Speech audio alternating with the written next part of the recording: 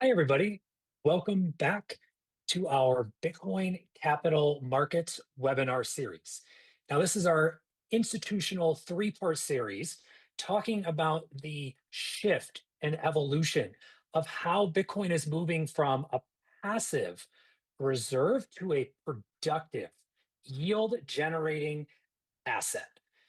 Each of our sessions throughout part one, part two, and today's part three brings together leaders from throughout the industry and the Stacks ecosystem to talk about all the major areas that are building up and laying the foundation for this next era of Bitcoin as we welcome in this institutional shift. And since our last part series, we've seen a dramatic growth in a lot of the institutional activity with major financial institutions from Bank of America, Morgan Stanley, Vanguard, Standard Charter, and BNY Mellon all making headlines entering into the digital asset space, some for the first time and others in a more expansive way to welcome in new retail and institutional clients and private wealth as well. We've also had massive game-changing policy changes across Asia, as Japan has recently announced making Bitcoin a classified financial product in 2026. And even more bigger headlines, South Korea's Financial Services Commission has lifted its 9-year ban on corporate investments into Bitcoin and the top 20 assets by market cap across the digital asset industry, allowing for publicly traded companies and institutional corporations to begin entering into this digital asset industry in a way that we have not yet seen to date within the country. Now, in our last two parts of this webinar, we began to look at again that movement of idle or dead capital surrounding Bitcoin that today sits in products that soon can be awoken. And today's part three, we're going to continue that discussion and see what's next as we begin to see Bitcoin awaken. With that, I'm going to turn it over to our very first speaker as your host, Kyle Ellicott for the Stacks Foundation and Stacks Asia Foundation, to Medib for our opening keynote. Thank you.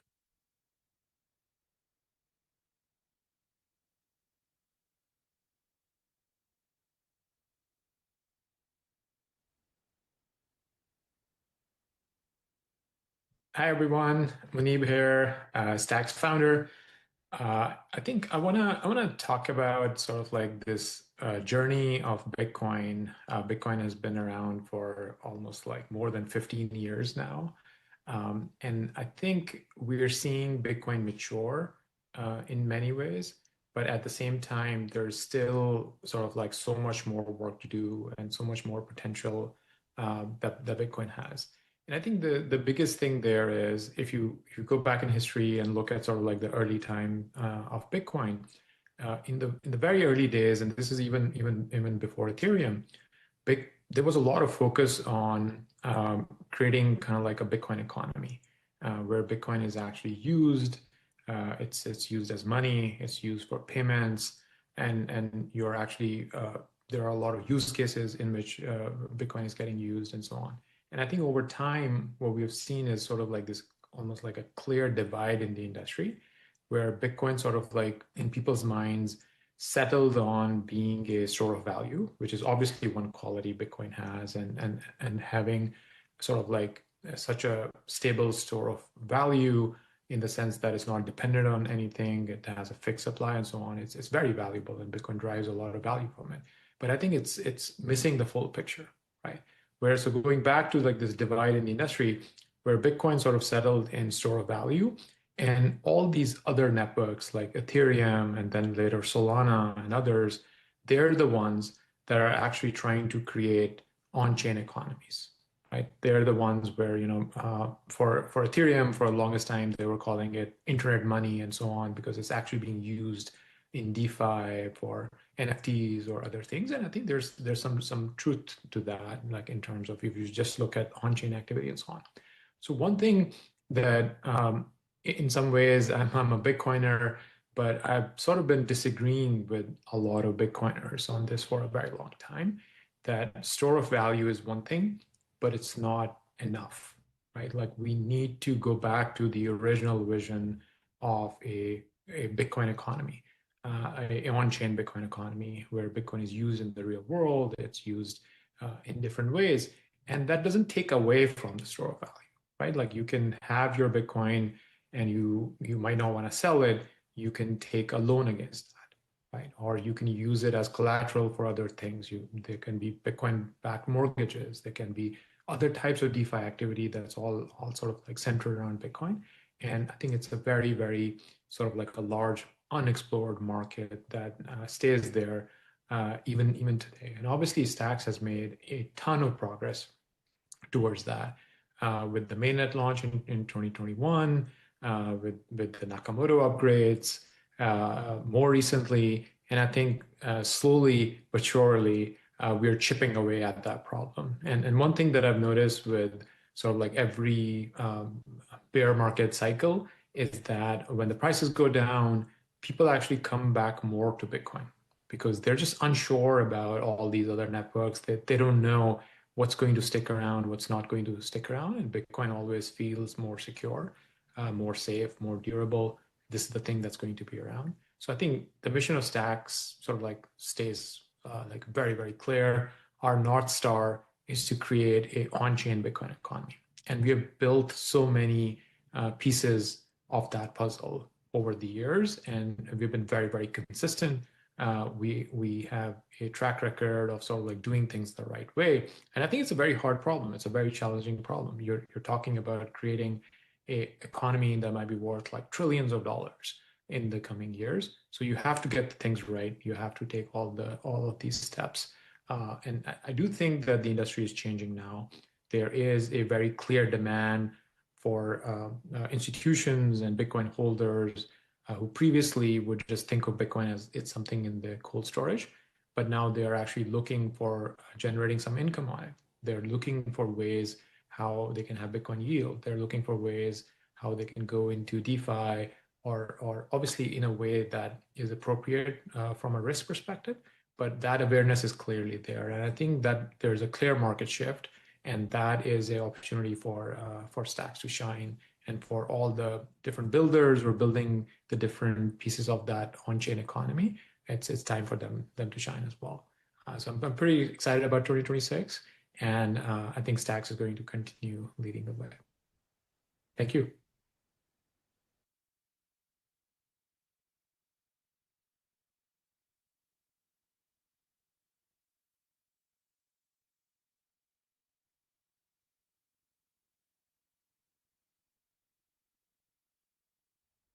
GMGM. Good morning, everyone tuning in today as we talk about Bitcoin yield.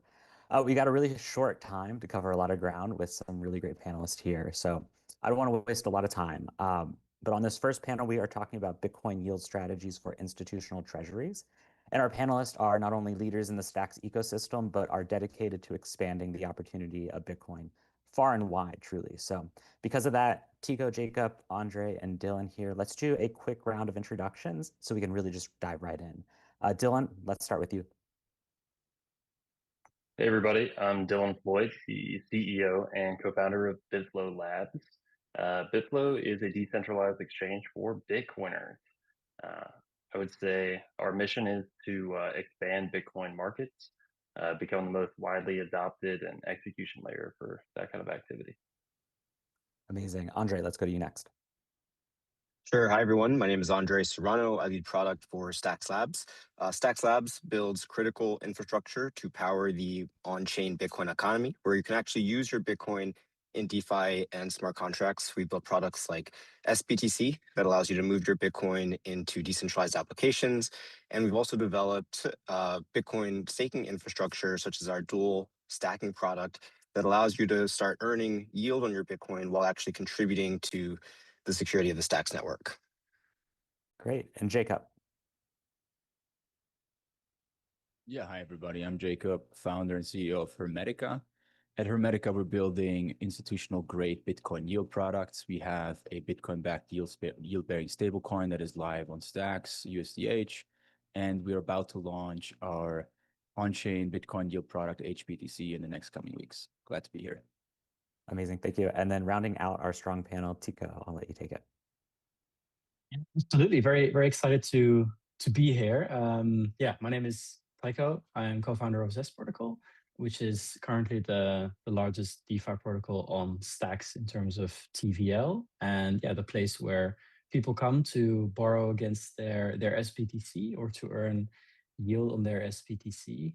Currently, around 5% yield BTC on BTC, so yield in BTC on Zest Protocol, and yeah, that protocol is also next to that the place where people come to borrow against all their STX denominated assets and earn yield on STX, staked STX, and the like. Amazing. And Tycho, I want to start with you actually here with the idea that Bitcoin treasuries are looking to move from passive holding to productive use.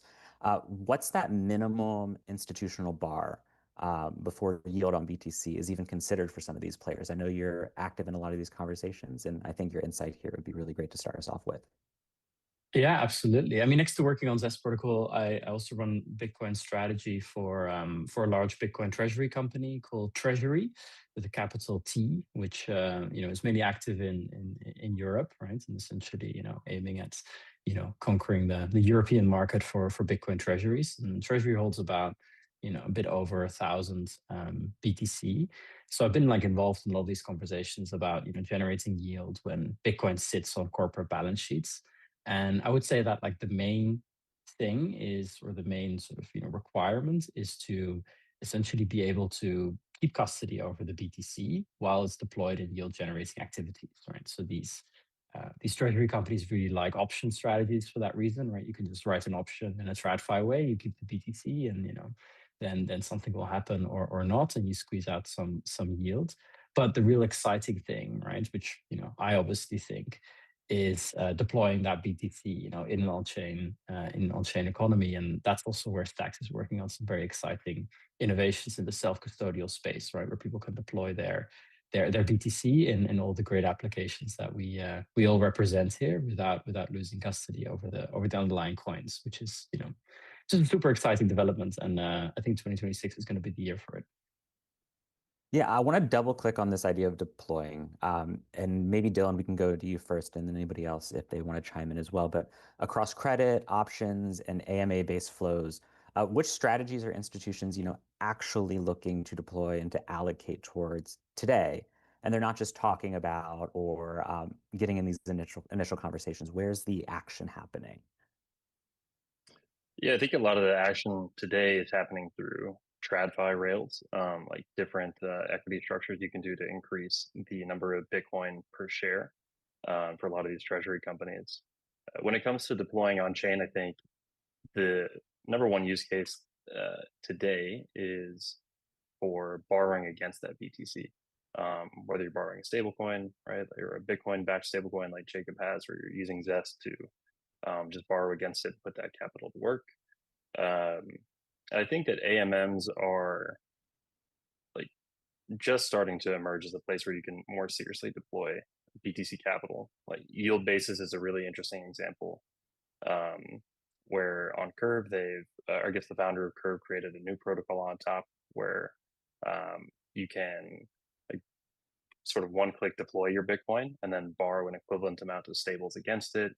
It gets put to work in an AMM, kind of reduces that risk of impermanent loss by auto rebalancing. And so you're able to capture the fees, the trading fees, and still have your exposure to Bitcoin as well. But I think it's early days on the AMM side, but mostly today on the TradFi rails and borrowing against it on chain.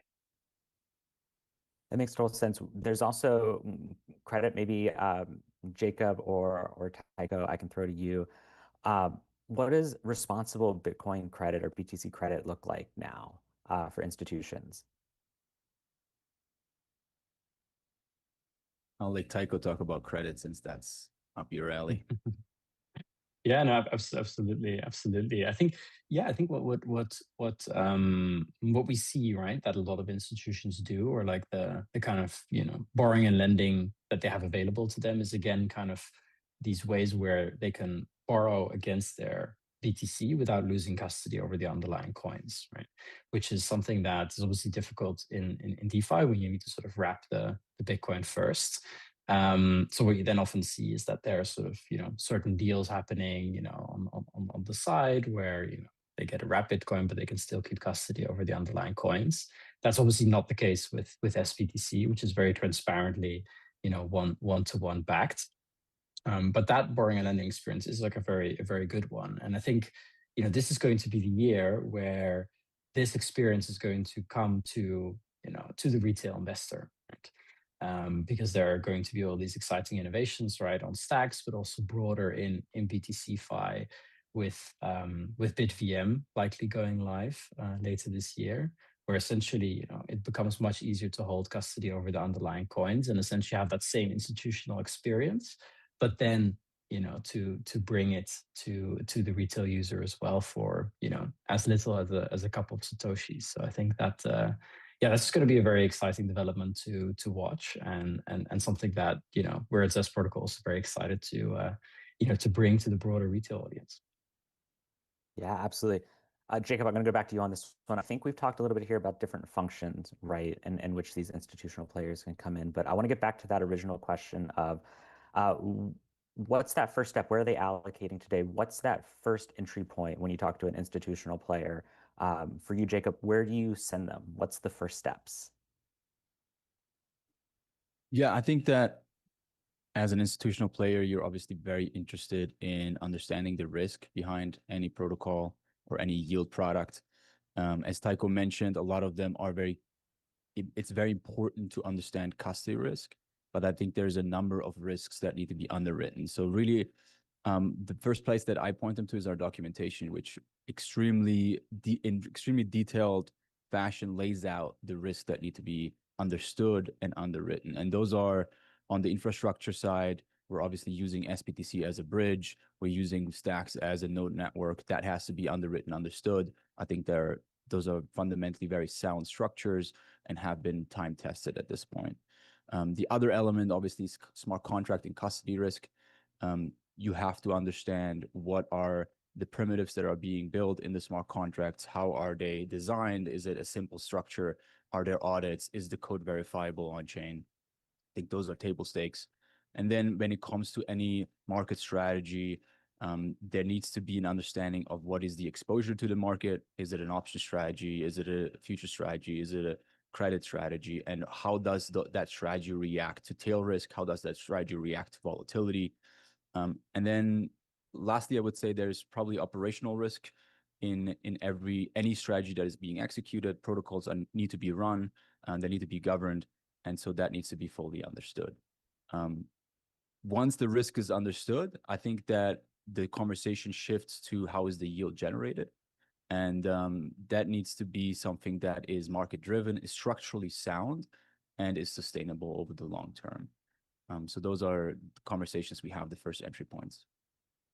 Amazing. Andre, I want to throw the same question to you, knowing that you come at this maybe from the 30,000-foot view with Stacks Labs, really thinking about the whole ecosystem and how Bitcoin can earn Bitcoin through all these different products. So for you, what standards have changed? What sort of viewpoints have changed moving into 2026? Or where would you like to move the viewpoints if they haven't?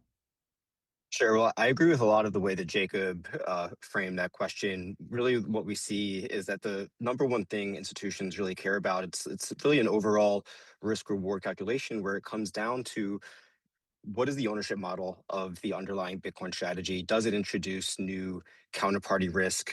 Who is ultimately custodying the underlying Bitcoin? And then secondarily, what is the yield? Where is it coming from? And is this sustainable? And so I think, at least from the Stacks Labs perspective, I'm excited for this year where we're going to start to see more trust minimized and non-custodial Bitcoin yield solutions coming to market. I do think that Bitcoin staking is going to be the entry point for a lot of institutions. And the reason for that is because staking is generally well understood, at least among crypto native institutions, because they are used to participating in Ethereum and Solana and other ecosystems.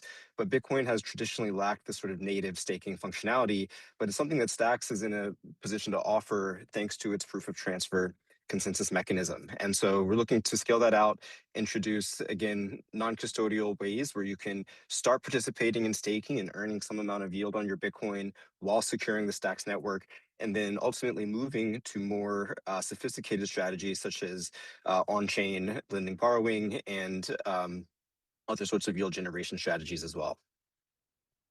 Before we jump to a completely different topic, I actually want to circle back for a second on the AMM-based Bitcoin yield opportunity. Dylan, I might go back to you for this, but from a TradFi native allocator perspective here, what's the clearest way to understand AMM-based BTC yield? And honestly, like where do they tend to underestimate the risk of it, if at all? Well, I don't know if they're underestimating the risk of it. I think they're a little bit cautious to deploy into AMMs today. But I think, when you're trying to understand those risks, it would be, probably the smart contract risk. How long has it been live? Did they go through the proper auditing? Did they do a bug bounty program? How much TVL is in there today? Like, you maybe don't want to exceed like a certain percentage of that TVL if you're deploying capital. Those are probably a number of factors that they consider. But you're asking the right question, right?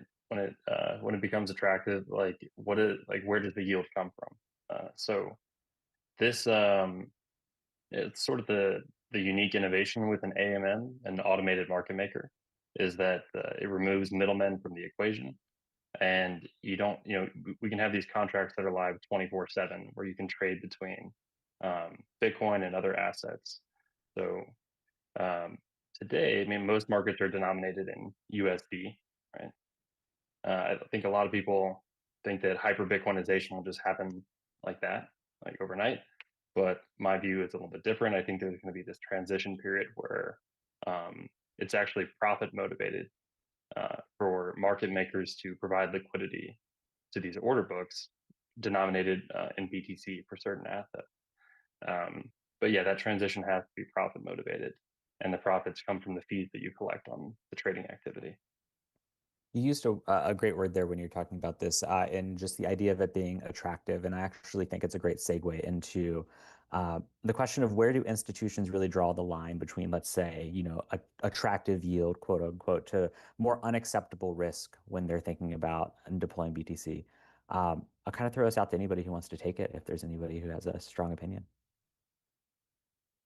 Yeah, I think that there are a lot of things to consider here, right? But I think there is this Twitter account that I like quite a lot, which is called Bitcoin Yield, right? It's run by Jake, who I think you also all know very well, and it sort of like ranks all the different kind of BTC yields that are available on chain, right? So these are a bit less the kind of institutional BTC yields, but more the on chain available BTC yields. And yeah, of course, like the main thing, I guess the two main things are to consider there is like, well, A, what is the yield actually denominated in, right? Are you getting yields in BTC, or are you getting yield in some other token? And if you get yield in another token, then how volatile is that token? That's usually a thing to very seriously consider. On Stacks, we have this great consensus mechanism, right, called proof of transfer, which means that the yields are usually in BTC, right? So when you deploy BTC as sBTC on dual staking in Stacks, then your yield is in BTC. The same goes when you deploy your BTC on Zest protocol. There you earn the 5% in BTC, which is like a very, very exciting thing, and something that's just very exciting about the Stacks ecosystem more broadly. And then the second thing is also like, well, do you need to convert your BTC into some other assets, right? And that's kind of the thing that you often see with AMM-based yields, right? It's like, okay, we have like BTC, maybe it's sBTC paired with another version of BTC, right? Then you have exposure to that too. Maybe you're generating, a high yield with sBTC paired with dollars, right? So now you don't have full Bitcoin exposure, right? So that's also something to check out, so those obviously will usually offer higher yields than the kind of 5% of BTC on BTC that we see on Zest protocol, but they come with different risks at the same time too. So I think those are like two very simple key things to check out, and that's also like some of these ways that the Bitcoin yield leaderboards rank these yields with of course, like, Zest protocol, the 5% yield BTC on BTC usually sitting at the top there, which is something very exciting. But I'm sure that Jacob is coming for the top spot soon as well with HBTC. So yeah, we'll have some friendly competition there. Yeah, healthy competition, right? Absolutely. I love it. I want to go in more to Tycho, you were talking about the risk of it. And I think for a lot of institutional players, there are the same risk assessments that come up in the first wave of considering a lot of this. So, Andre, I might go to you for this, but when we're thinking about that first cycle of objections that you might hear back from institutions on this, what pushes the conversation forward? What moves the needle for them? What breaks through? What have you seen in your conversations? Yeah, I think the number one thing in my experience has been just the track record of the performance, and so institutions tend to be a little bit more risk averse if the strategy is new or hasn't been on the market for a long time. And it's one of the things that I think we found success for Stacks, having been live on the market since January of 2021. The Bitcoin staking product that I mentioned earlier has actually distributed over 4,000 Bitcoin to token holders since the network launched. So there's this 5 years of data where institutions can look at the performance of the network, and there's a reasonable confidence that it will continue to perform without any issues into the future. So I think that sort of lendiness effect is something that definitely helps institutions kind of get over the initial hump. It makes total sense. All right, we've talked about the opportunity, we've talked about the risk. I want to talk about the proof points, the kind of like evidence-based metrics a little bit too. Jacob, when we're thinking about reporting, monitoring, any sort of on-chain proof, what is almost table stakes for institutions to find that comfort these days? Or what do you believe should be table stakes? Yeah, I think it's a great question. And I think it's a moving target as an industry. We're learning what is really needed and what the table stakes are. I think today, if there is a market-based strategy, a transparency dashboard that clearly shows all the market exposure and historical performance is important. We have something like this for USDH on Hermetica. So if you go to our website and check out the dashboard, you see exactly where collateral is held. You see exactly where positions are held on the centralized exchanges that we're trading. You also see reserve fund backing and many other metrics. On top of that, you understand exactly what the historical performance looks like. To Andre's point, that it's very important to see how this strategy has performed in different market conditions, be it the 1010 flash crash or Bybit hack earlier this year or earlier last year. It is important to see the tail risks and the reaction to volatility, and that has to be clearly shown on dashboards and any transparency. The other element that I think is extremely important, and maybe not table stakes yet, but getting there, is third-party attestation, proof of reserves, and really clearly showing that the assets are there that are meant to be there, and there is a third party that is attesting to it. In our case, that's custodians. There's a lot of technology providers that are bringing these kinds of attestations on chain.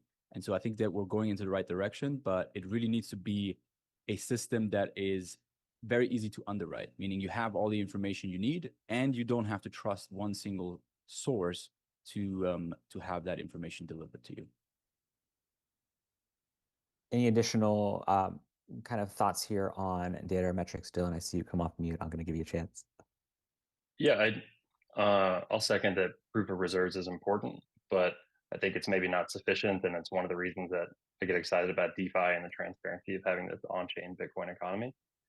You could have a lot of this exist where I guess TradFi companies could sort of act like as a centralized layer two, enabling borrowing and lending, but and they may offer the proof of reserves. But what if there's a deal that's that they haven't transparently shown where they owe the BTC to somebody else, right? So the transparency that we get we benefit from with having these protocols on chain, I think will only become more and more attractive over time. Absolutely. Speaking back to kind of this idea of attractive yield and taking the next steps, Tycho, during volatility, which BTC yield strategies would you say have proven the most resilient now, in your opinion? And where do some of these assumptions break down, as far as BTC yield being, the choice? Like when we're arguing it being the choice, is there anywhere that they break down in your discussions? Yeah, absolutely. I mean, when it comes to generating yield on BTC, right, there's basically you're broadly kind of three ways to do it, right? There's sort of option strategies, which are obviously very very, very prone to volatility risks, right? So if BTC is very volatile, then sort of trying to squeeze yield out of options can be difficult. You might end up selling your BTC for a price that's too low, or buying it for a price that's too high. Then the second way is to lend out BTC, which then also becomes a question of volatility, right? Like how solvent is the borrower? And then the third one, which is, I guess, the one that we offer on Stacks, right, or the one that we have on Zest protocol, which is like Bitcoin staking, is, I guess, like the least, prone to volatility, right? Because you basically, you deploy the naked BTC as sBTC on Stacks. You then, you deploy it in dual staking or on Zest protocol, and you just keep the exposure to the underlying BTC, and you get that, up to 5% yield, BTC on BTC, whether Bitcoin is 100K, whether it's 70K, whatever it's worth, it's just, at the end of the year, it will be not one BTC, but 1.05 BTC. And yeah, that's kind of the beauty of it, right? And that's, I think, why so many people like it, and why we're almost at 700 sBTC on Zest protocol today. So yeah, and that's like, a really exciting way for Stacks to grow, and a really exciting way for people to onboard into BTC-Fi. Amazing. So we have just one last question, but I want to make sure everybody here gets a chance to jump in on it. So I'll start with Andre and then pass it around. But over the next 12 months, over 2026, simply put, I mean, what unlocks broader institutional adoption for Bitcoin yield? If you had to filter this down to one thought, one sentence, one statement, one idea, what is it that's going to start unlocking this broader institutional adoption for BTC yield? Sure. So I'm a product guy, so I think that is where my head tends to go on this question. I think the first thing is going to be more trustless or trust minimized infrastructure, really unlocking this self-custodial yield, limiting counterparty risk, limiting any additional trust assumptions through the Bitcoin yield product. I think improved UX is going to also play a part in this. I think that by and large, the crypto industry infrastructure has matured over the past several years, and we're moving into a year where 2026 is the year of UX, where we're going to start to see this really starting to create more simplified products that are not just made for crypto natives, but are made for the mainstream user, more simplified user base as well. And lastly, I think that with both of those things, there's a lot of education that has to go into this. I think institutions are quickly ramping up their knowledge base about the industry, but there is a lot of just frankly time that it takes to start to test these products, prove their resiliency, and become educated on the trade-offs and the risks that we've been talking about on this panel. So I think all those things are going to come together this year, and we'll start to see more institutions coming on chain in size. Jacob, same question. What unlocks this in the next year? Yeah, very similar outlook to Andre. I think that we're also seeing tailwind from the regulatory side. Clarity Act just this morning got announced that the Senate is passing a new draft. So there might be some interesting regulatory environment changes that will facilitate, I think, a broader adoption. But as a product company, we're obviously very keen on making the products better. And that starts on the UI UX side, but also goes into making products that really have transparency and risk controls first, and sound long-term oriented strategies with it. We're about to launch HBTC, which is our attempt to marry those two. It's going to be a fully self-custodial on-chain Bitcoin yield product that leverages really the entirety of the Stacks ecosystem. It's going to go live in the next couple of weeks, and I think will be a major unlock for the Bitcoin DeFi ecosystem in general. Quick plug here, it's going to be rolling out to our waitlist only. So if you want to be part of that, head over to hermetica.fi and sign up and wait for our next emails. Amazing. I'll be waiting. We'll go to Dylan next. let's see. So far, we have better products, right? We have better like regulatory environment that makes it more favorable and more clear to be able to operate in the space. I would say maybe another factor that's going to make a big difference is you have to have some risk takers who are comfortable deploying into DeFi protocols that are like not only attractive from a yield perspective, but have proven that they have these long-term sustainable and safe models. If you're trying to increase like the BTC per share, right, you do the same thing as everyone else, like that's not a super great competitive advantage. But if you're willing to, sort of be out there on the risk curve and find the protocols that are safe and that build things the right way and are very transparent, then I think you'll be rewarded for doing so. Tycho, we'll go to you. Yeah. So what was the question exactly? Over the next 12 months, what is that breakthrough for you, kind of simplified into just a couple sentences, that brings institutions to BTC yield? Yeah, I think it's well, for one, like obviously the yield itself, right, that we have today. But then like what's really sort of going to unlock the next phase of adoption, right, from kind of like the early experimenters to something like the early majority, is I think going to really be the self-custodial BTC yields, right, where you can essentially lock the BTC in your wallet. And then basically generate yield on it without sort of losing custody over the underlying coins. I think that's going to be a super exciting development in 2026, right? We'll likely see BitVM go live. We'll see some very exciting things happening on Stacks as well. Not just as a result of BitVM, but also just all the technical innovations that are surging ahead. And that's just like I think what's really going to onboard like the next wave. I'm hearing product, I'm hearing clarity, and I'm hearing education in all these. And I love it as a marketer. It makes me excited for this ecosystem in 2026 and getting deeper into the institutional side of things. Tycho, Jacob, Andre, Dylan, thank you so much for taking the time to untap your expertise on this subject as we try to untap Bitcoin for yield strategies.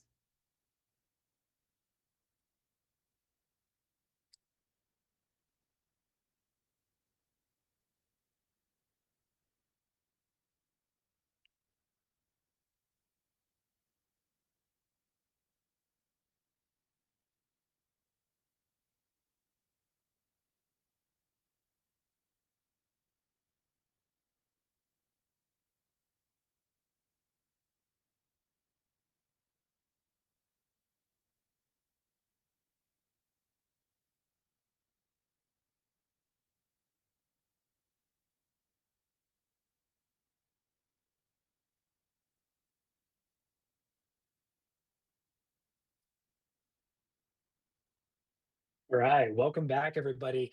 It is a thrill to be here and to take on our second panel. We're going to switch into the DeFi, the decentralized finance side of our webinar series, and specifically around infrastructure and talking about liquidity, risks, and execution, all the fun stuff. We get to talk about the things that everyone wants to talk about, but may not talk enough about. And today we're going to dive deep into that. I'm joined by three outstanding panelists. You all know me from my introduction earlier. Gentlemen, let's get a quick 2-second introduction on each of you. Dylan, I'm going to start with you. You've already been on a panel, so it should be short and sweet. And then Jacob, and lastly, Yuri. Hey, everybody. Good to see you again. Great to be here. I'm Dylan, the co-founder of Bitflow Finance. We are building the best decentralized exchange for Bitcoin and to be able to trade your BTC and USDC and other assets, and pass it on over to Jacob. Yeah, hey everybody. Jacob, founder and CEO of Hermetica. At Hermetica, we're building Bitcoin yield products. We have our Bitcoin-backed USDH stablecoin out there and are about to launch HBTC, our self-custodial Bitcoin yield. Great to be on the panel with you guys. Hi, I'm Yuri. I'm head of product at Swike. We are one of the infrastructure providers on Stacks, and I've been part of a panel in the past year, and yeah, our roots lie in the Bitcoin ecosystem, being one of the largest Bitcoin miners in Europe. So yeah, excited to be on here. Yuri, that's the perfect introduction I want to follow right up on and kind of set the stage for today's conversation. We've talked a lot about in the past Bitcoin DeFi or BTC Fi, and haven't gotten much in depth around the infrastructure. But in your opinion, having been a part of that side of the industry for so long, all the way dating back on the mining side, what's fundamentally different today compared to even a year ago? You know, looking at the end of 2024, beginning of 25, to now here at the beginning of 2026, what in your mind has changed over the last 1 year?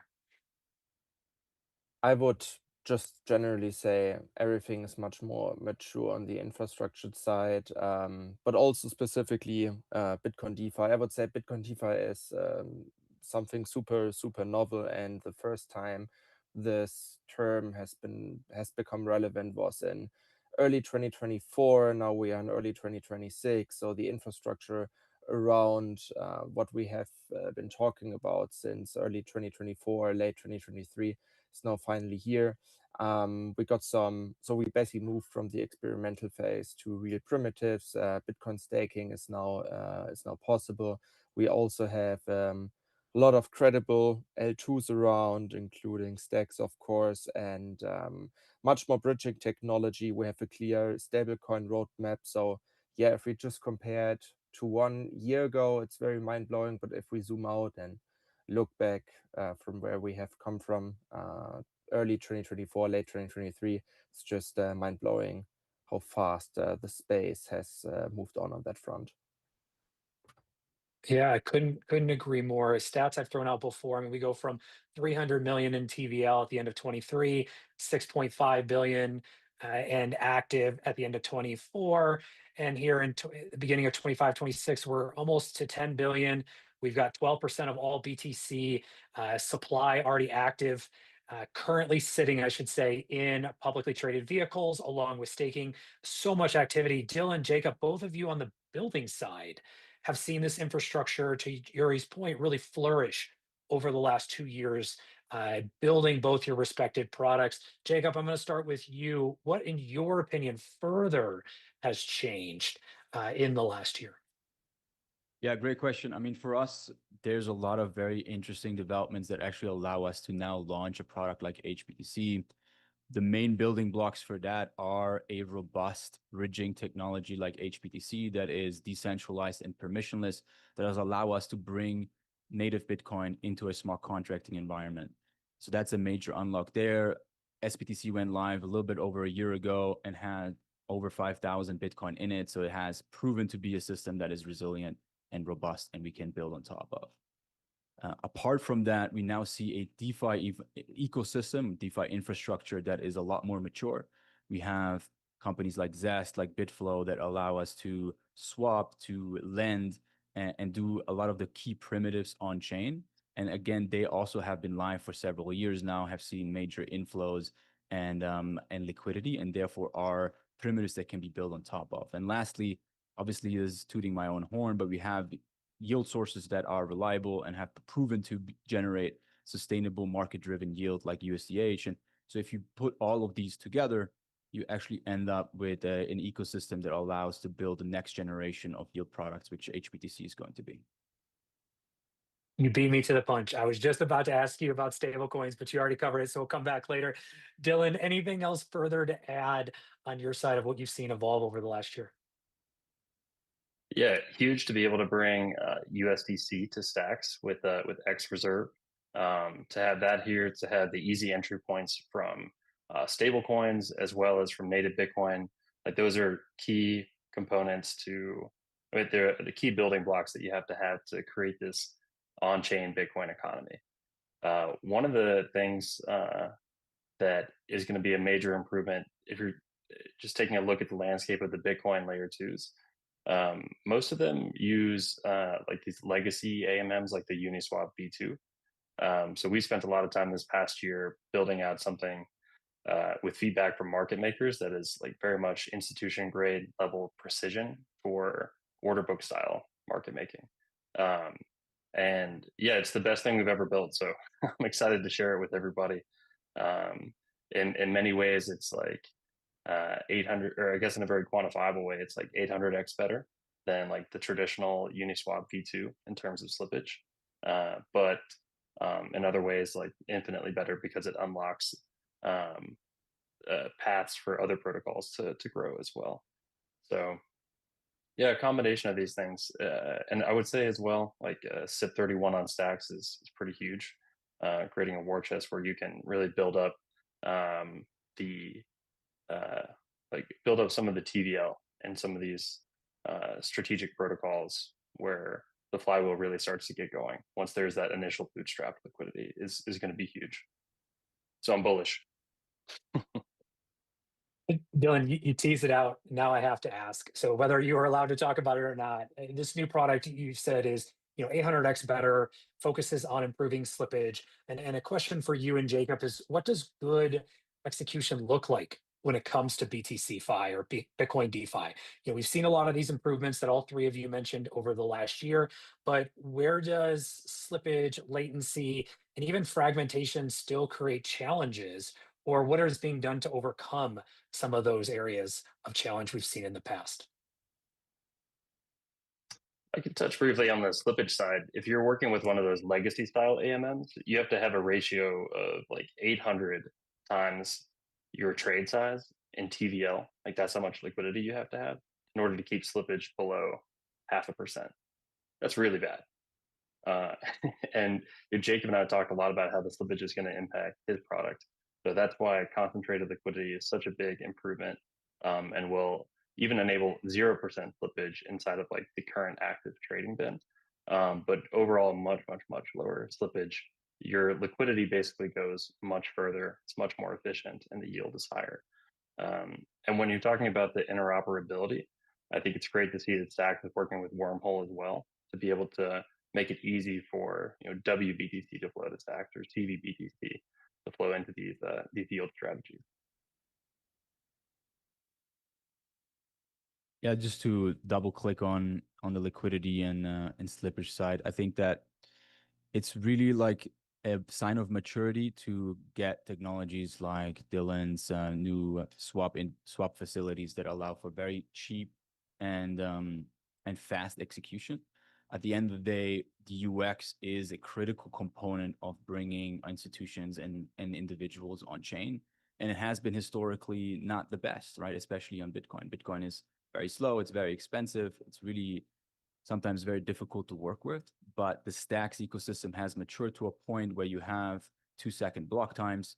You will have very efficient swapping facilities, deep liquidity on a money market. And so if you put those together, you really get to a product that is seamless, secure, and cheap, and that allows a whole new set of yield products and new institutional products to come online.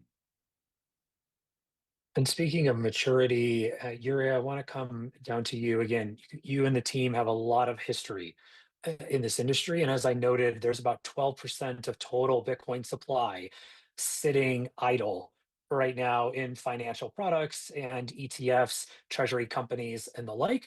We also have a lot of staking infrastructure that's powered by retail and a little bit of institution. While that's growing, what still needs to exist, whether that be operationally or technically, before institutions recognize some of the maturity that all three of you have mentioned and start to begin to treat Bitcoin DeFi as deployable infrastructure and even as an allocation method if they're in one of these financial products, for instance? Yeah, I would generally say one thing that that has become very clear from the conversations that we had is that these institutions that are holding large amounts of Bitcoin also want to see reliable exit strategy. So when a lot of serious stuff hits the fence, I would say, people really tend to prefer having an airbag in place. And this is something that isn't mapped out that perfectly now. So I think this is like the number one thing that bigger Bitcoin holders are looking for is a reliable exit strategy. What we are seeing already And is that Yuri, sorry, just to interrupt. Just to clarify, when you say an exit strategy, are you talking about risk mitigation and risk protections, or an actual exit yes, that they're able to jump out? Okay, just wanted to yes, risk clarify for our protection. audience as well. Cool. Okay, Yes, sorry, continue. protections. Yeah, risk protections. Generally, that on a protocol level, that they are kind of insurances for these holders, that they say, okay, for example, a DPEG is happening. How can I manage to retrieve my Bitcoin position as fast as possible to not basically experience a Terra style scenario once again? It makes sense. And Dylan, Jacob, anything that you're seeing furthermore in the institutions that you're speaking with?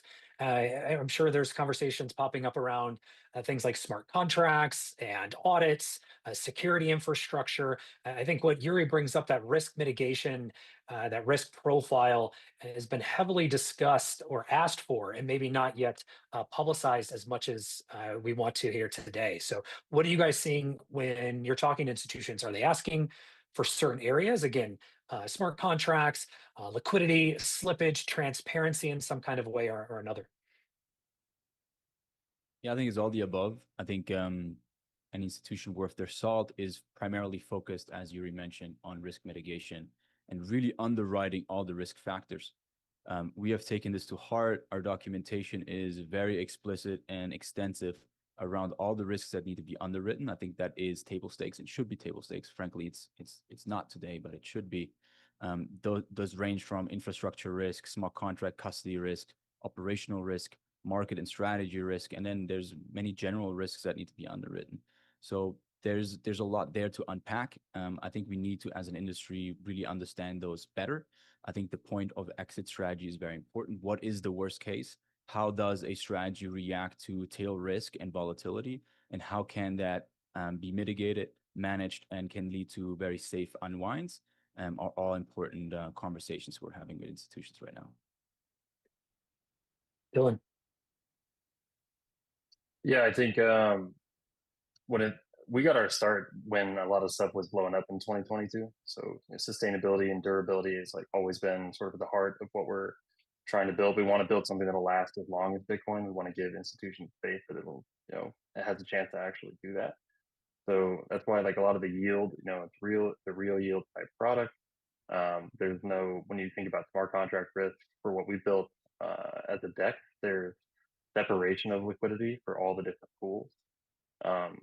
And there's like no backdoors built in where, even if we wanted to for any reason, we would ever be able to move your capital. We just don't have any access to do that. So going through the audits to, multiple audits to verify this, those assumptions and what we built, providing, guarantees on a certain level of uptime for the endpoints that they might need to trade.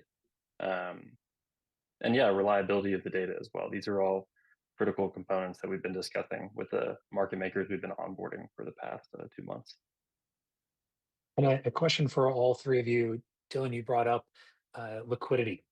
There's always a question of, where does the yield come from? And now more so from institutions, where does the liquidity come from? And curious for all three of you on the BTC Fi side or the Bitcoin DeFi side, where do you believe liquidity is striving? Where is it coming from right now? Is it from native Bitcoin holders that are looking to participate and earn some kind of yield, or take loans and use their BTC as collateral? We saw JP Morgan just mention in headlines that they're going to start accepting Bitcoin as collateral. Is it stablecoin flows? We're now seeing stablecoin flows at an all-time high. Or is it cross-chain capital with some protocols being built on EVM or even SVM on the Solana side as well? But for all three of you, where do you think Bitcoin liquidity is coming from in today's environment?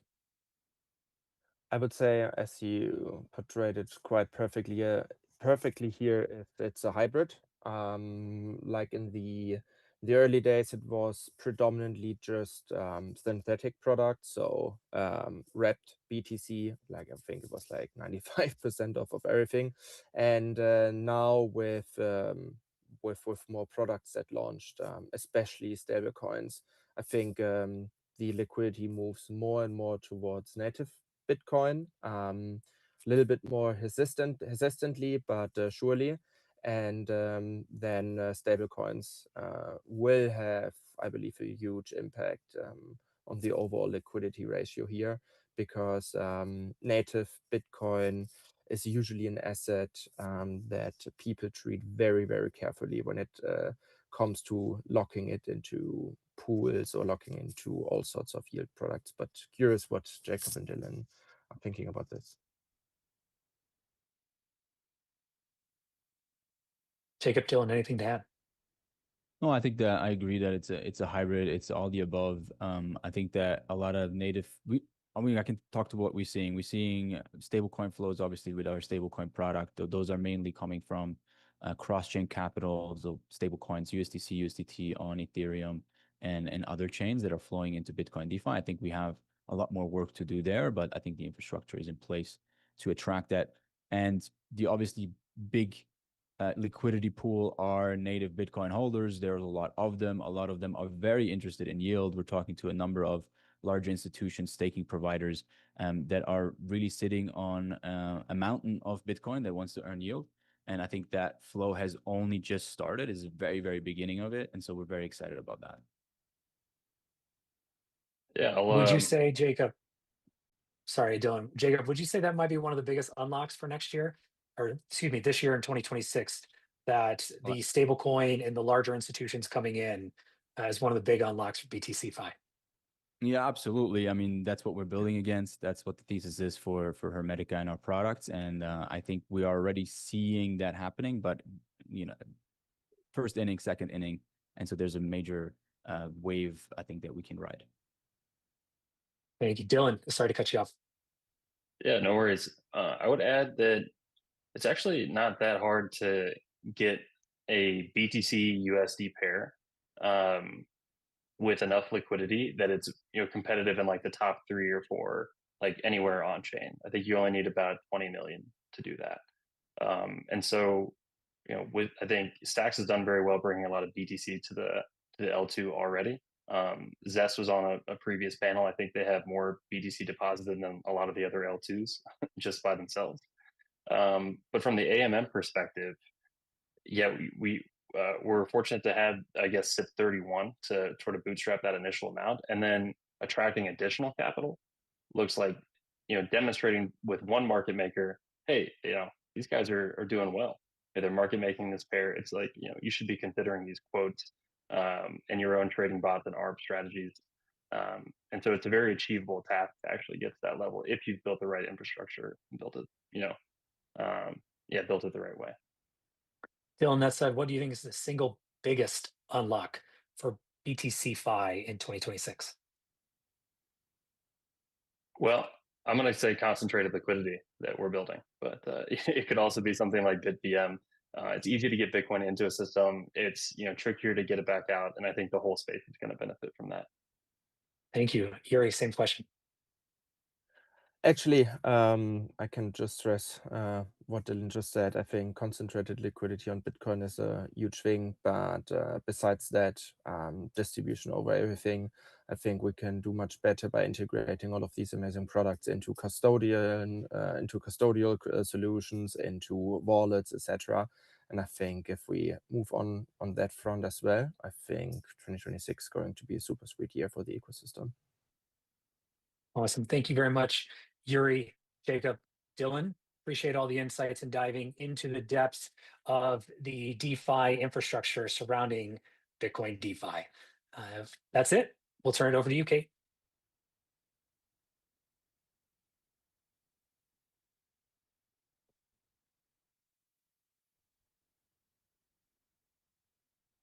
Alrighty, we're good to go. So thank you everybody for tuning in for our final panel of the day. I'm Kate, I lead content at Stacks Labs, and I'm going to be moderating our panel talking about how funds are deploying Bitcoin across different yield pathways.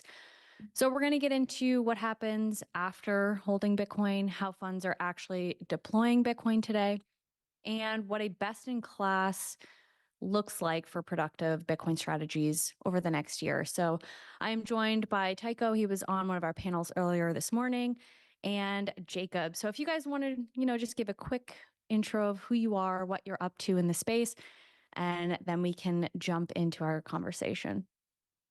Tycho, I'll hand it over to you. Yeah, thanks very much. Thanks very much. Very, very excited to be here. Take a second time today, and talking about all these, exciting Bitcoin yield and BTC Fi topics. But yeah, to briefly introduce myself, my name is Tycho, and I'm really focused on this question of how to turn Bitcoin from an idle asset into productive capital. Of course, very, very, active in the Stacks ecosystem as co-founder of Zest Protocol, which is like the largest DeFi protocol on Stacks by measured by TVL, right? Currently holding around 700 sBTC. That's generating about 5% yield on Stacks through the dual stacking mechanism. And then, alongside that, I'm also head of Bitcoin strategy for Treasury with capital T, which is an emerging Bitcoin treasury company based in Europe. So essentially, bringing the strategy slash MetaPlanets playbook to the euro denominated markets. And Treasury holds about 1,000 BTC.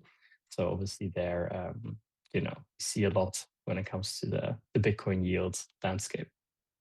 Amazing. Yeah, it'll be great to have your insights with your experience working with capital T Treasury. That's a really awesome position to be in. Jacob, tell us a little bit about yourself and what you're working on, what's exciting you. Yeah, happy to be here. I am Jacob Brown. Work at a couple places. I work at Bitflow doing strategy and operations there. We're the #1 DEX on Stacks, and we're trying to build out capital markets in Bitcoin. And so that includes DEXs, concentrated liquidity, pools, all that. I'm also the head of research and content at bitcoinyield.com, which is looking at all of the yield strategies, mostly on-chain, the risk profiles, where the yield comes from, all those questions to kind of remove the opaqueness of how to put BTC to work. So yeah, that's a couple of things I do. Awesome. Well, we are stacked in this panel then. So let's get into it. We're looking at Bitcoin treasuries move from pure cold storage to thinking about how to make this asset Bitcoin on their balance sheet more active. So what do you guys think is actually pushing this change right now? Do you think it's market conditions? Is it investor expectations, infrastructure, something else? Interested to hear your thoughts. Yeah, I think it's really, it's primarily kind of coming from the market, right? Because essentially what these Bitcoin treasury companies do, or what their main reason for existence is to be able to grow Bitcoin per share for their shareholders, right? So today, right, say strategy has a certain amount of BTC per share, and what Michael Saylor is trying to do every day is trying to grow that amount of BTC per share. Now, these companies were trading at massive premiums, right, earlier this year. I mean, it was kind of like the summer of Bitcoin treasuries. Saylor was trading at a 2 to 2.5x premium. Maybe MetaPlanet in Japan touched maybe around a 10x premium, right, with their stock compared to their Bitcoin holdings. And many sort of smaller treasury companies that were trading publicly, saw crazy premiums as well. And when you trade at these premiums, it's very easy to grow Bitcoin per share. You just issue more stock and you buy Bitcoin. It's almost as simple as that. But everyone knew that at some point was going to become more difficult, right? Or market conditions would become more difficult. That would basically prohibit that from being a sensible strategy. And it kind of shifted more to something that Saylor now calls digital credit, which is essentially creating these kind of credit instruments for TradFi to get exposure to Bitcoin, but basically in like in a yielding format, and then the proceeds from that issuance of credit are basically being used to fuel Bitcoin purchases, and that's going quite well. For strategy, MetaPlanet in Japan is doing that as well.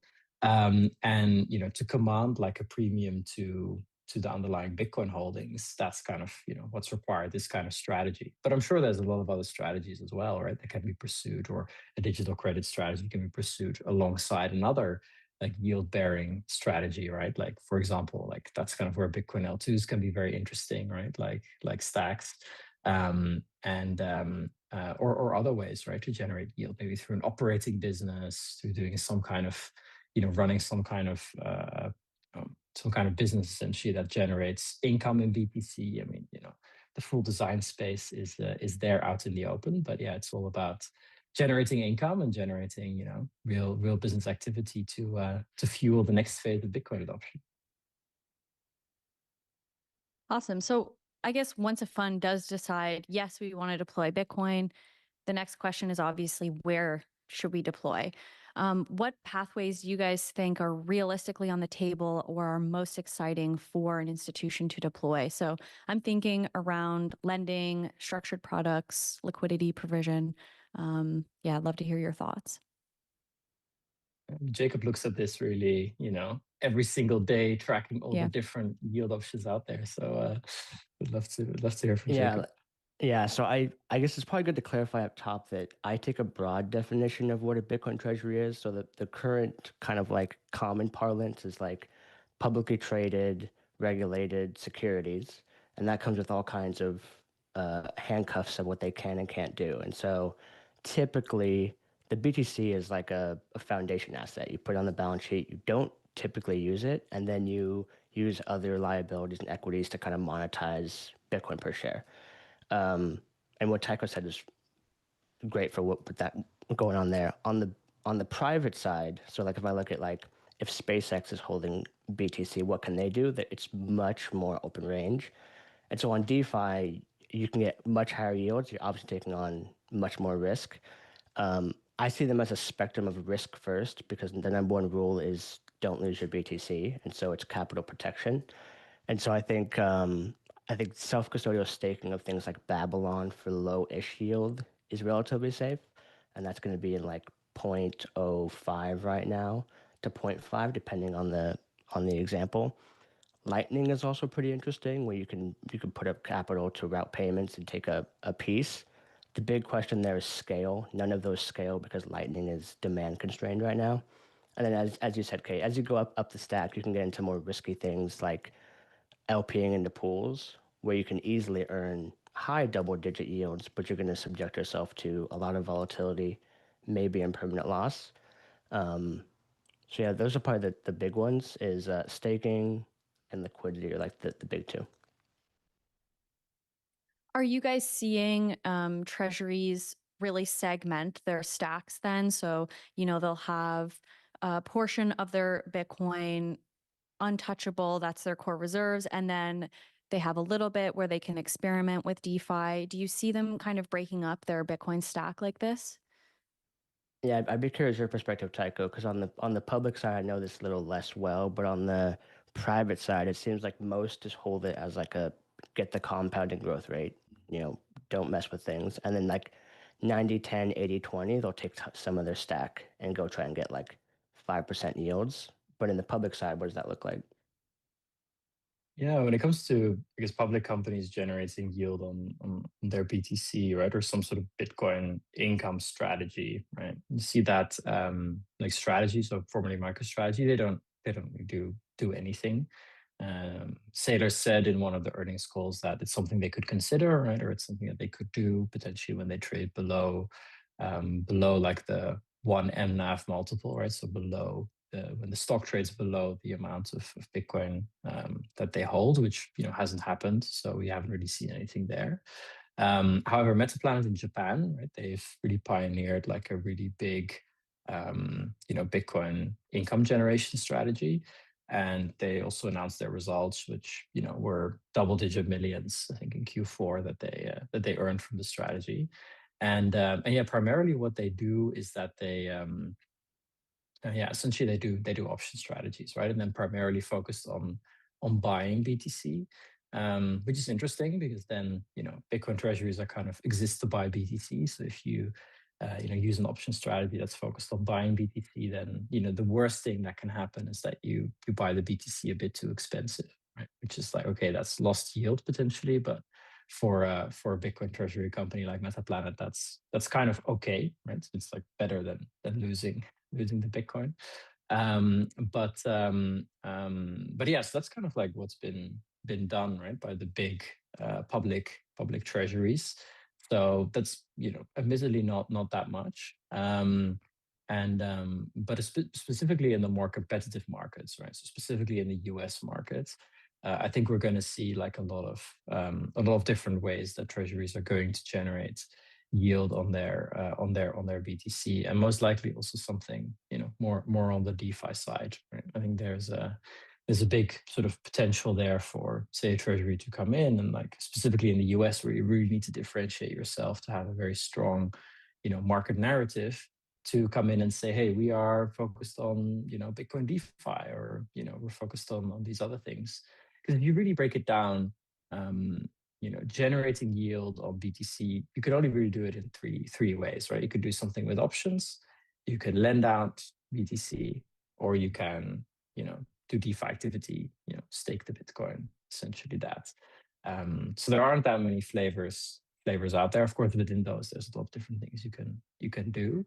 But those are sort of broadly the three ways to generate yield on BTC. And I think in the current market environment, and specifically also on US markets, I think we're in to see some exciting experimentation. Yeah, definitely. Obviously, we know earning Bitcoin or earning yield on your Bitcoin is what gets people's attention, but it's also where bad decisions can be made, and there is such thing as too much of a good thing. So from your guys' perspective, when you're looking at different yield pathways or different structures for generating yield, is there any immediate red flags where that's probably not a good direction to deploy my Bitcoin, or any yield ranges that feel way too risky? Well, anything double digits is immediately a red flag. Doesn't mean it's a no-go immediately, but it's proceed with extreme caution. And I think that the biggest thing that's coming online right now, and it's going to be increased with Babylon just raised 15 million from A16Z and other partners to build out trustless vaults. And vaults are, you lock your Bitcoin. In these examples, you also get an exit path, which is fantastic. But the vault is a black box. And so what you're going to see over time is that curators, or what strategy they're doing and how transparent they are once you're in that box, is going to be really important. And so I think the next big step that we need to figure out is kind of like with proof of reserves and proof of liabilities, where you want to know what's happening on chain with those holdings. These vault curators are going to advertise high APYs, and they're going to say they're doing XYZ things, but you're going to want ideally on-chain contracts or dashboards that are going to track against that if they're selling higher APYs, which as they compete, they're going to do that. Yeah. And so when you're talking about black box, you just mean lack of transparency? Yeah, you put your money into the box, and then it does things and gets you yield. And depending how transparent it is, it's up to the curator. Yeah. Tycho, do you have any thoughts on this? Anything that would raise a red flag for you? Yeah, I think when it comes to generating yields on chain, right, I'm just very, very, very proud and very excited about the 5% sBTC on sBTC yields, right? So it's BTC on BTC on Zest protocol. I think kind of consistently ranked as one of the top BTC on BTC yields on Bitcoin yield, right? So that's like the little collaboration that we've got going on this panel together. But yeah, I mean, the results speak for themselves, and that obviously comes from the Bitcoin staking that Stacks powers, right, with dual staking. And yeah, when it comes with like why that yield on Zest protocol is so unique, right, or why it's so interesting, is that, well, for one, it's BTC on BTC, right? So your yield is denominated in BTC. Whereas often with DeFi yields, you get yield in tokens, right, that are different from BTC on other networks, and then you have to sell those tokens. But maybe you're quoted a certain APY, and then by the time that you receive the tokens, right, as a result of the yield, then the token might be worth less, and then the APY is actually less than what was advertised, which is something that just happens, right, very, very often. So that is not the case, right, on Stacks and on Zest protocol. And then the second thing to look out for with these yields is that, often the higher yields require pairing of assets, right? So it's usually some BTC and say some USDC to put it on a DEX pair to provide liquidity for people who trade these assets. Yields there can be quite high, but then again, you need to, it's not just BTC, there's now also USD exposure involved. And that's something to also then keep track of. There can be a permanent loss, right? If people essentially use those assets to trade, there can be, it can be the case that you get a bit less BTC back and a bit more USD when you withdraw the funds in the end. So there's sort of much more that goes into the equation there, right? So whereas like the yields on Stacks, right, or specifically the 5% yield on Zest protocol is just BTC in, BTC out, sort of very, very simple, right? So it doesn't require the pairing of BTC with STX or the pairing of BTC with a stablecoin. So I think those two things are pretty important to look at when evaluating different opportunities. Makes total sense. And obviously, yield is only part of the decision that funds need to think of. In practice, a lot of deals actually die on operational friction rather than just the economics. So what kind of operational requirements matter most before deploying Bitcoin? Do you think it's custody setup? Is it reporting capabilities, auditability? Sort of what blocks a fund from actually deploying their Bitcoin? Yeah, I think in large part when it comes to the kind of more regulated institutions, right, or like funds or Bitcoin treasury companies, right, or these players, right.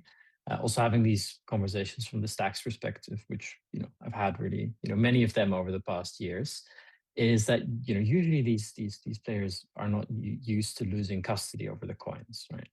Of course, sBTC is non-custodial. I mean, you can always withdraw your sBTC and get back to the underlying BTC. But when you mint sBTC, you essentially send your BTC away to an address that's controlled by the Stacks validators, and you can permissionlessly get it back. But the way that these funds often deploy is that they actually just keep the underlying Bitcoin, right? And they maybe put it in some sort of segregated account that they can still control, right? So in some segregated address. But then they still get like the underlying wrapped asset kind of minted on the other side.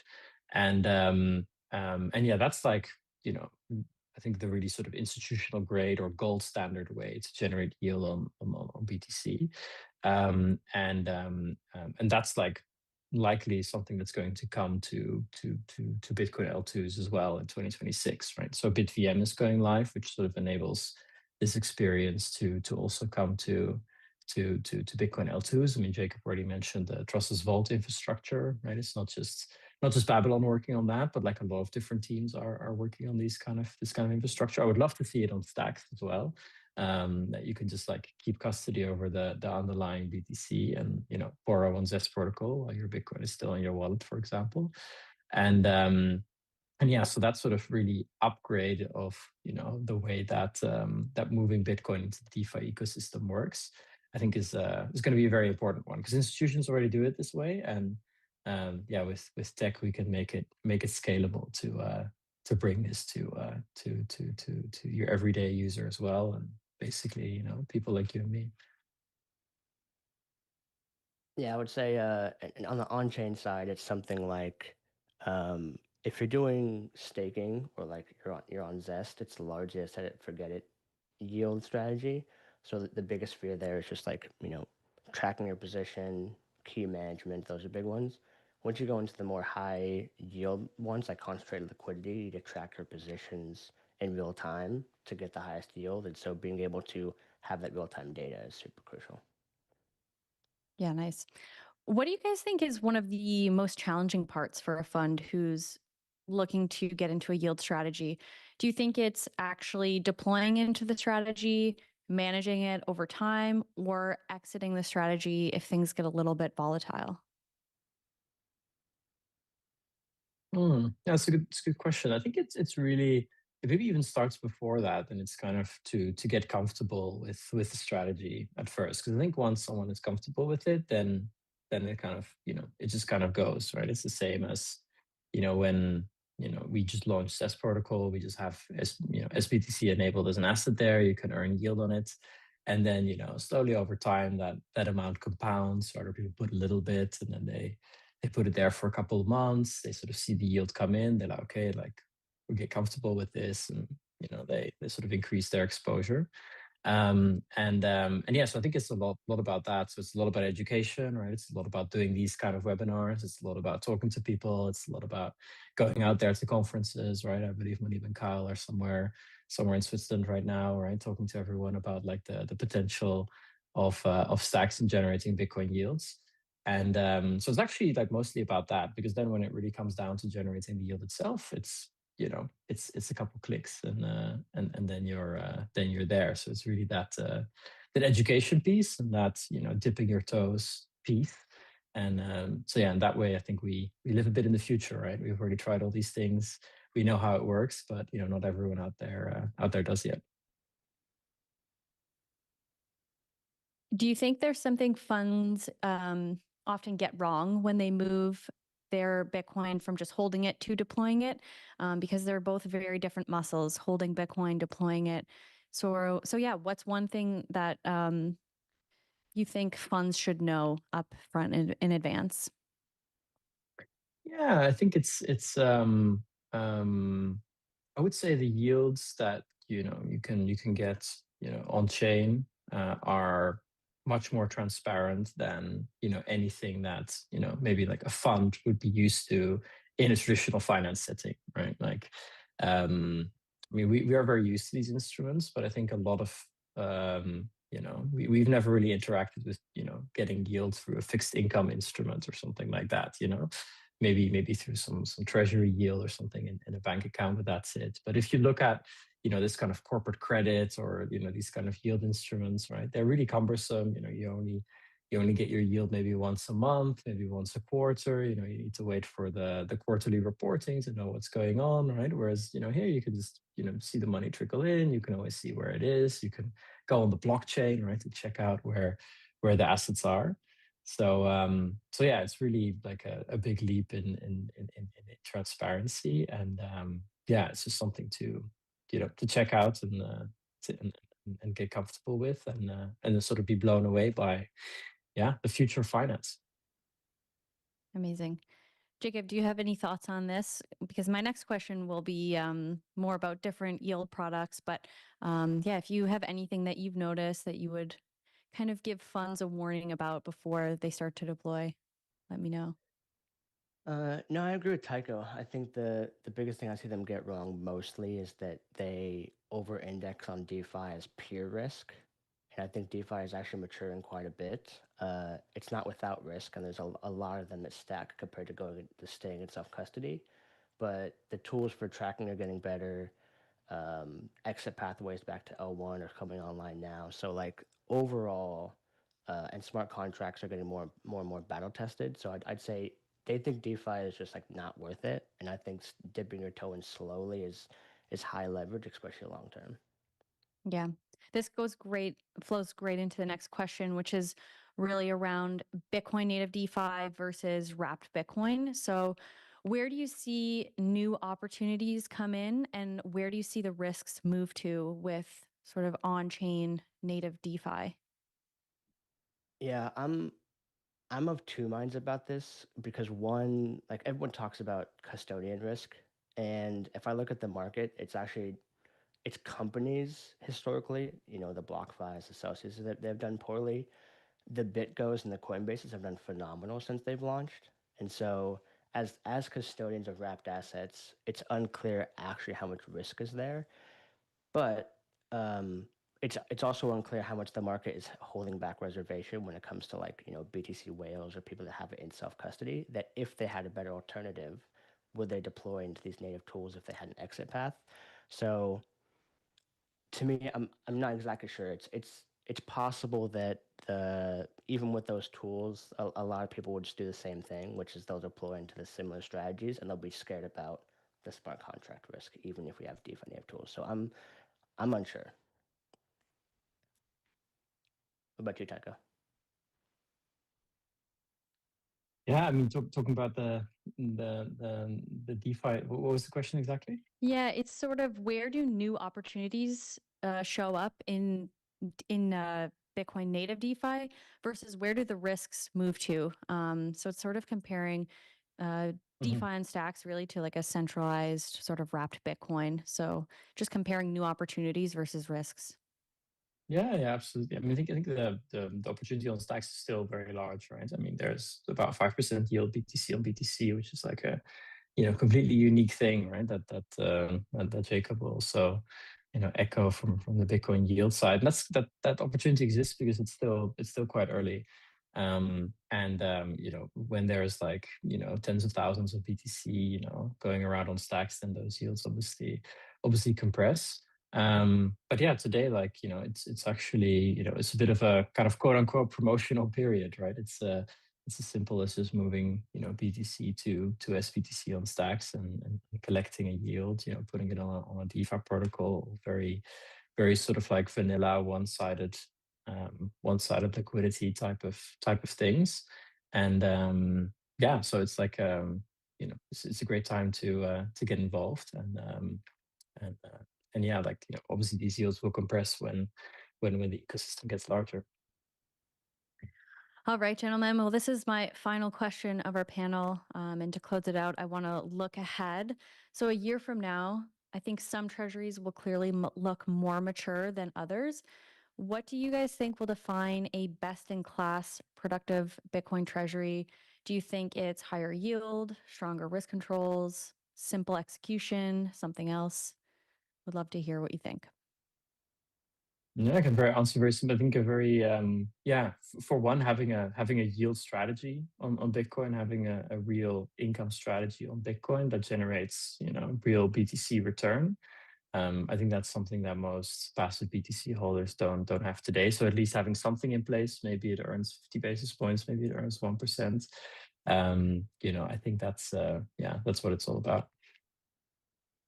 Yeah, I think for me, going back to the two buckets of public versus private, the public side is, are they growing Bitcoin per share? And I think simplicity is going to rule here. So you'll probably see some treasury companies trying to do a bunch of things, and a clean narrative and a strong team is going to be the thing that wins there. On the private side, because they can deploy capital more aggressively, uh, being able to like get close to that double-digit yield safely, I think it's going to be what's deemed as best in class. So like you can go to Zest and get 5% right off the top, fantastic. So being able to have that be the baseline and then compete upwards off of that, I think is going to be where the lines are drawn for the private side. Awesome. Well, thank you both so much for joining me on here. I think last year was the year of the Bitcoin treasury companies. This year is the year of the productive Bitcoin treasury companies. But I thank you both so much for your insight. That was really enjoyable. Great conversation. Thank you. Yeah, great stuff. Thanks.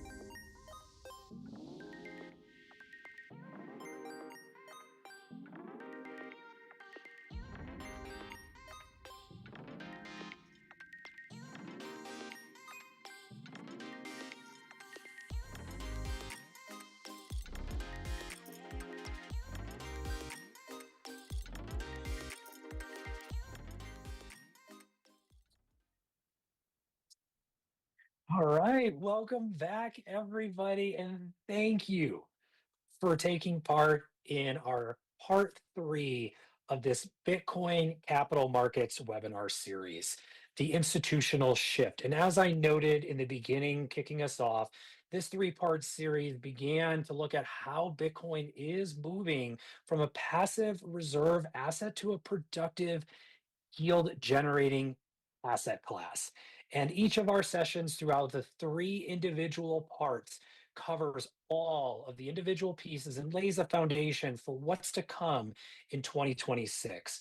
And to recap today, we talked about everything from Bitcoin yield strategies for institutional treasuries, as we have around 12% of that total Bitcoin supply, or 2.5 million BTC, sitting idle currently in financial products and ETFs, along with Treasury COs. We also talked about DeFi infrastructure and the evolution of BTC Fi when it comes to liquidity and risk mitigation.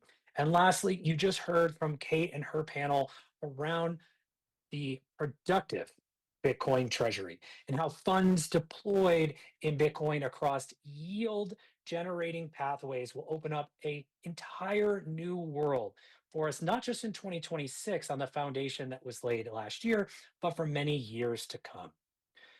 That said, we thank you all for tuning in to this webinar series, and we look forward to joining us at the Stacks Town Hall later at the end of this month. I'm your host, Kyle Ellicott. Everyone take care. Have a good day, good evening, and good night, wherever you may be tuning in. Take care.